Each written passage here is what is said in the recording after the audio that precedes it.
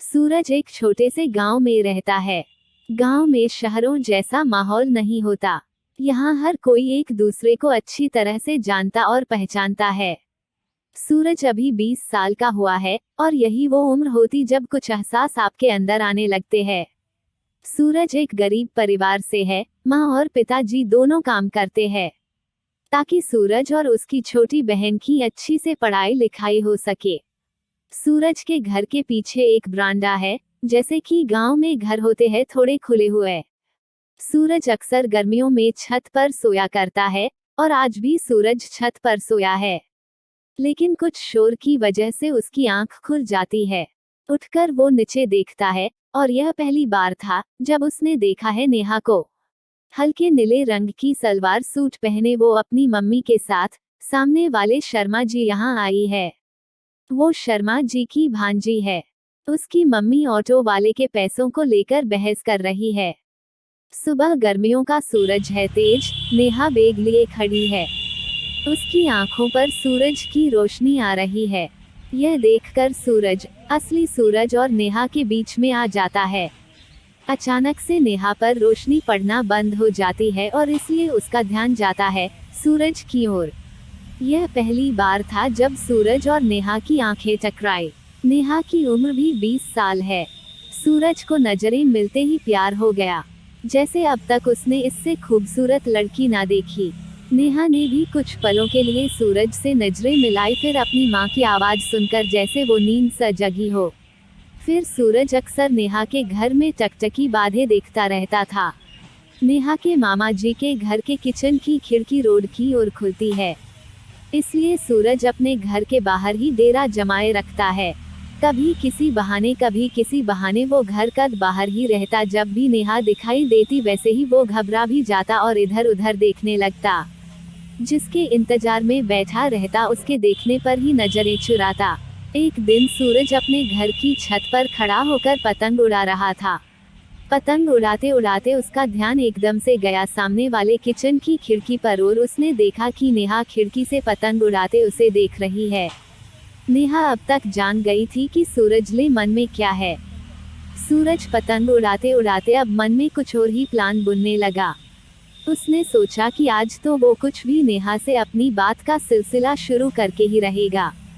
सूरज अब हिम्मत करके नेहा की तरफ मुस्कुरा देता है। यह करते समय उसके मन यही चल रहा था कि क्या पता वहां से कैसा जवाब आए। उसे यह भी डर था कि कहीं वो उसकी शिकायत ना कर दे, लेकिन उसने फिर भी हिम्मत करके यह किया। लेकिन उसने जो सोचा था ऐसा कुछ भी नहीं हुआ। वहां से जो जवाब आया उसकी उसे उम्मीद नहीं थी। जवाब में वहां से भी एक प्यारी सी स्माइल आती है। सूरज की खुशी का कोई ठिकाना नहीं रहता है।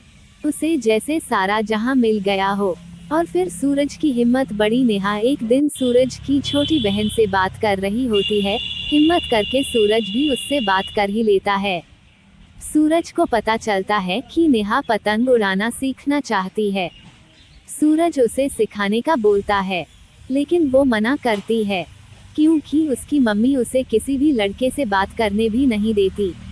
पतंग उड़ाना तो बहुत दूर की बात है। सूरज उसे बोलता है कि वो उसके घर के पीछे बारांदे में उसे सिखा देगा, साथ ही वहाँ सूरज की बहन भी होंगी। यह भी पढ़े। लड़की क्यों कहती थी ऐसा। नेहा थोड़ा मनाने पर मान जाती है। शायद वो भी सूरज के साथ समय बिताना चाहती थी। नेहा की मम्मी जब उसकी मामी के साथ किसी रिश्तेदार से मिलने जाती है, तब नेहा सूरज के बारांदे में जाती है। लेकिन उन्हें नहीं पता था कि अनजाने में वो बड़ी मुसीबत में फंसने वाले हैं।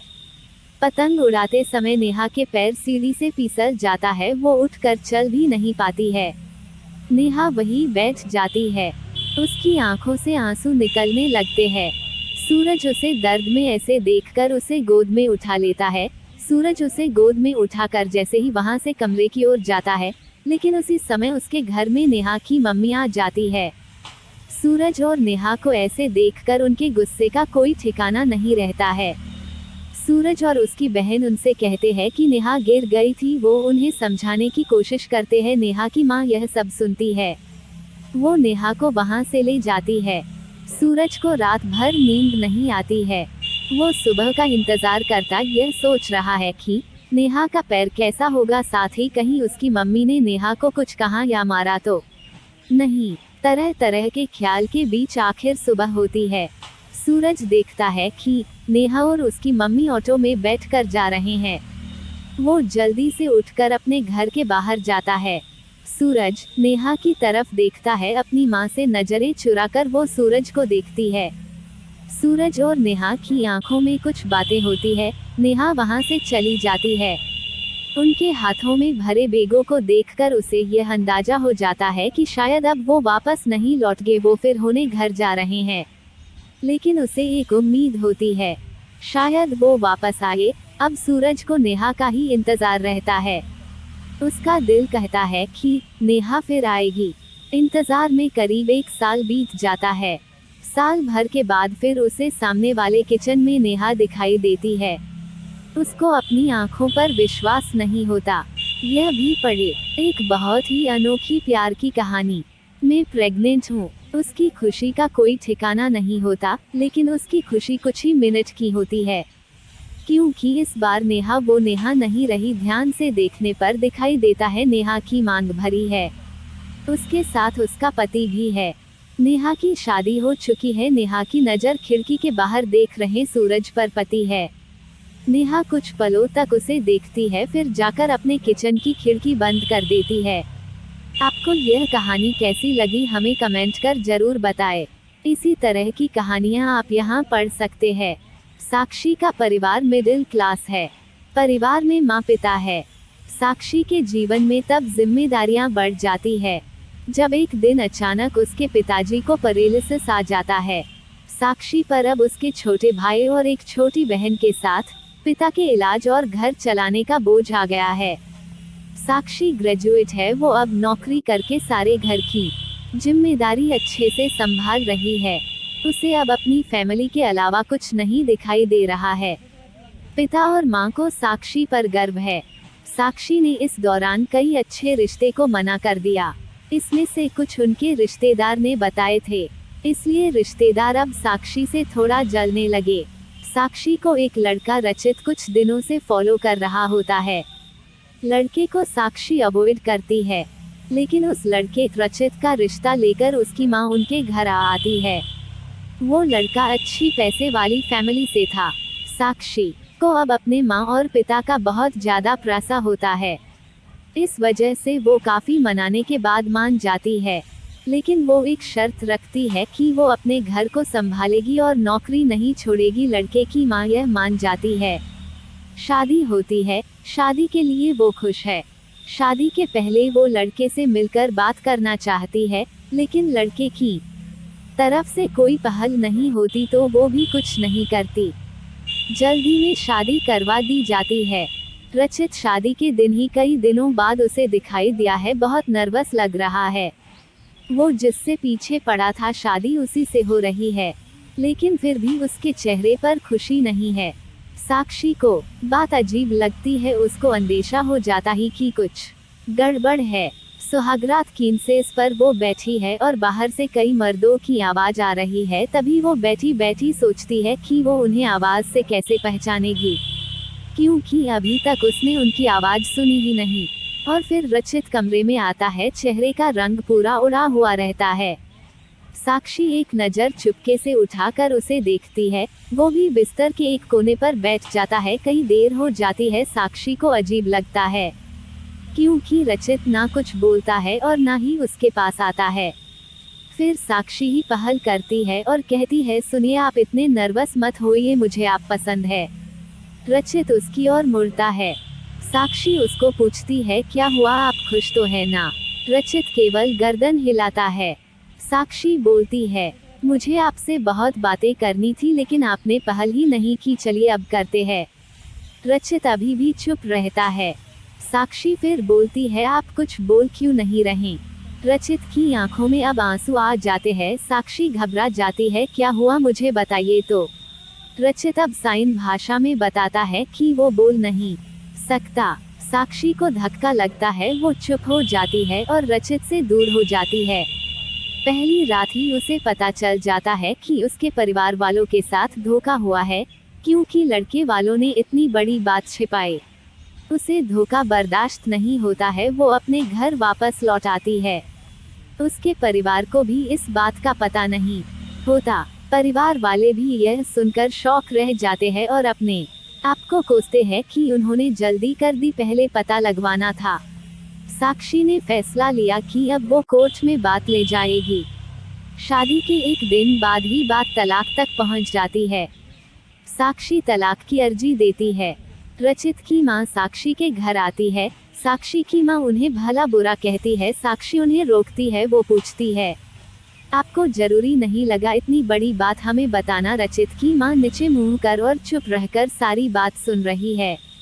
रचित की मां कहती है कि मैं मां अपने बेटे का भला ही चाहती हूं और उसके पिता भी नहीं है। वो साक्षी को पसंद करता है, इसलिए वो साक्षी से शादी करना चाहता था।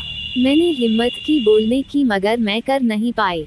फिर मुझे डर भी लगा, क्योंकि पहली बार उसने कुछ करने को कहा। उसने तो मुझे बोला था कि तुम्हें सब बता दूं, और मैं चाहती भी थी लेकिन नहीं कर पाई। मैंने रचित को भी झूठ बोला कि तुम मान गई, लेकिन शादी के पहले उसे पता चल गया कि मैंने उसको झूठ बोला है। तब तक देर हो गई थी, इसलिए वो खुश नहीं था। साक्षी, शायद तुम मुझे समझ पाओ। साक्षी अभी भी गुस्से में है। वो बोलती है कि मुझे रचित के ना बोलने से कोई प्रॉब्लम नहीं है। गुस्सा इस बात का है कि आपने धोखा दिया, झूठ बोला, और वो मुझे बर्दाश्त नहीं। तलाक की अर्जी के बाद रिश्तेदार तो साक्षी और उसके परिवार की इस हालत पर खुश है। वही तलाक में अभी कुछ महीने का समय है। साक्षी अब अपने घर पर पहले की जीवन शैली पर लौट आती है। वो जॉब पर जाती है और कुछ दिनों बाद फिर रचित उसे दिखाई देता है। दूर से ही बस अब वो साक्षी को देखता है। साक्षी के ऑफिस के बाहर वो लगातार आता है। 15 दिनों तक साक्षी उसे अवॉइड करती है।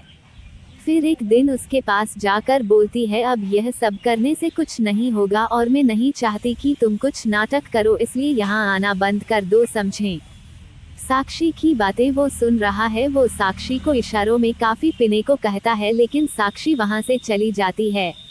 अगले दिन फिर वही रचित खड़ा रहता है। साक्षी उसके पास जाकर कहती है, काफी पीकर मेरा पीछा छोड़ दोगे? रचित गर्दन हाँ में हिलाता है। टेबल पर दोनों आमने सामने बैठ है। रचित अपने फोन में कुछ मैसेज टाइप करता है। साक्षी उसको देख भी नहीं रही है। साक्षी के फोन में मैसेज आता है। रचित का लिखा होता है, sorry but I really love you so much. कोई भी बोलने वाला तुम्हें मुझसे ज्यादा प्यार नहीं कर सकता, और बात तो झूठी भी कोई सकता है, लेकिन आंखें हमेशा सच बोलती है। एक बार मेरी आंखों में देख लो, फिर तुम्हें जो सही लगे वो करना। साक्षी का सारा गुस्सा मैसेज पढ़ते ही चला गया। वो धीरे से अपनी आंखें उठाकर रचित की आंखों में देखती है और उसकी आंखों से आंसू निकल आते हैं। वही वो उसको बोलती है, पहले ऐसी बात नहीं लिख सकते थे मुझे, आज तक कभी किसी ने ऐसे नहीं समझाया। वो खड़ी होती और रचित को बोलती है, चलो मेरा सामान वापस अब तुम ही उठा कर ले जाओगे। रचित उठकर साक्षी को हग करता है। आपको यह कहानी कैसी लगी हमें कमेंट कर जरूर बताएं। इसी तरह की अच्छी कहानियाँ आप यहाँ पर पढ़ सकते हैं। यहाँ उपस्थित शिक्षाप्रद कहानियाँ आपका मनोरंजन करने के साथ दिशा भी देंगी। तो बने रहिए हमारे